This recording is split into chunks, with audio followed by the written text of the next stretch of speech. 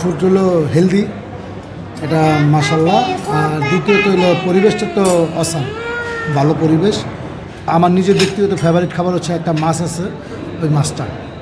Pizza, আমার ছেলে মেয়েরা পিজাটা খুব পছন্দ করে এখানকার, তো এই পিজাটা ভালো। খাবার ভালো, পরিবেশও ভালো আলহামদুলিল্লাহ। বসুন্ধরা এরকম অনেক সুন্দর একটা পরিবেশ, আসলে আধুনিক রেস্তোরাঁ আসলে আমরা এটা বাংলাদেশে কল্পনা করাটা একটু কঠিন। খাওয়ার মানও ভালো, দামও ভালো, মোটামুটি সবই ভালো আর কি। Chicken fry, Coca Cola, pizza, rice. আমি আমি পিৎজা খেয়েছি। আমি পিৎজা রাইস পিৎজা খেয়েছি। আমি পিৎজা খেয়েছি। কোন খাবারটা বেশি ভালো লাগছে তোমাদের? চিকেন ফ্রাই রাইস, কোকা কোলা।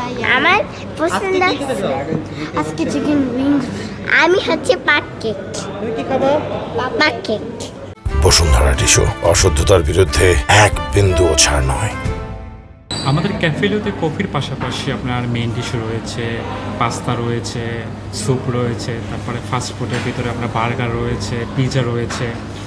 আর ক্যাফেতে এখানে গেস্ট মূল উদ্দেশ্য আসার মূল উদ্দেশ্য হলো যে আপনার এখানে আমরা ফ্রেশ ফুড গেস্টকে সার্ভ করে থাকি।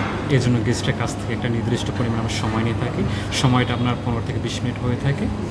আর ফ্রেশ ফুড এর ব্যাপারে আমরা গেস্টকে অবশ্যই ইনশিওর করি 100% যে totally fresh and quantity quality 100% ensure করি আমরা। সো এই জন্য গেস্ট এখানে বেশি আসার জন্য আগ্রহ প্রকাশ করে থাকে।